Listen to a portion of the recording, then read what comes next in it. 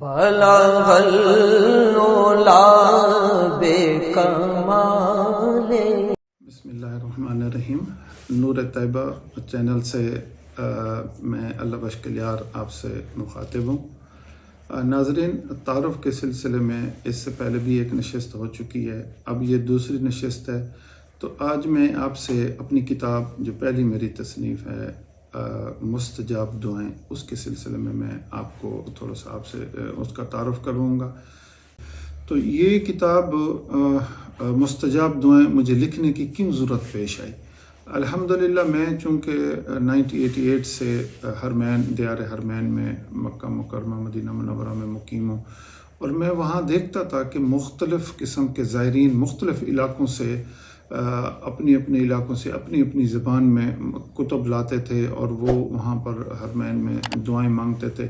چونکہ قبولیت کا جو مرکز ہے، آپ دعاؤں کی قبولیت کا مرکز مکہ مکرمہ اور مدینہ منورہ ہے، تو لوگ اپنے اپنے انداز سے مانگتے تھے. تو میں نے سوچا کہ کیوں نہ جو دعا کا جو کنسپٹ ہے، دعا کا جو فلسفہ ہے، کم سے کم اس پر زائرین اور حجاج کو اور قارئین کو آگاہی کی جائے. تو اس سلسلے میں نے یہ جو کتاب مرتب کی، یہ دعا کا جو فلسفہ ہے، جو کنسپٹ ہے، دعا ہے کیا، اس کے بارے میں نے یہ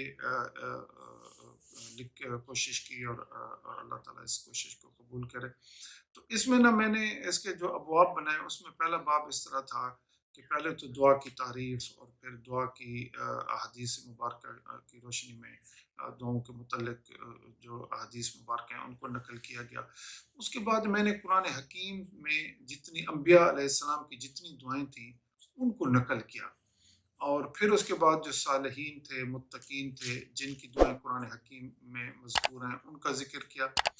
اس کے بعد پھر میں نے اس امت صلی اللہ علیہ وسلم کے جو اولو العزم شخصیات تھیں، نیک لوگ تھے، جلیل القدر صحابہ تھے، جتنی شخصیات تھیں، ان سب کی دعائیں بھی میں نے نقل کی.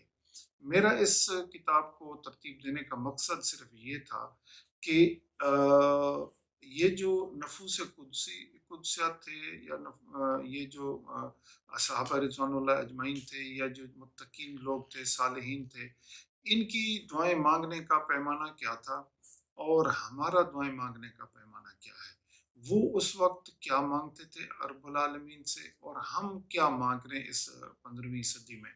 یعنی ہمارے جو دعاؤں کا جو معیار ہے، یا ہمارے جو الفاظ کہہ لیں، یا جو چیزیں ہم مانگتے ہیں، یہ کیا ہم مانگ رہے ہیں.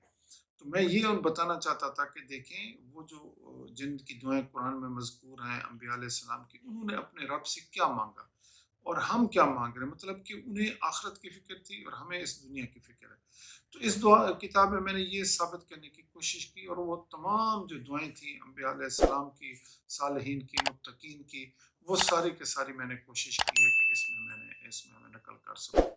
پھر اس کے دعائیں میں نے وہ جو حدیث مبارکہ میں جو حضور سرور کائنات صلی اللہ علیہ وسلم کی جتنی پیاری دعائیں ہیں، وہ ساری میں نے نقل کی ہیں، کوشش کی ہے کہ جو آپ کو بہت پسند دعائیں تھیں وہ نقل کی ہیں. تو اس طرح یہ میری جو کتاب ہے ناظرین، یہ مستجاب دعائیں الحمدللہ کمپلیٹ ہوئی. بہت شکریہ، جزاک اللہ.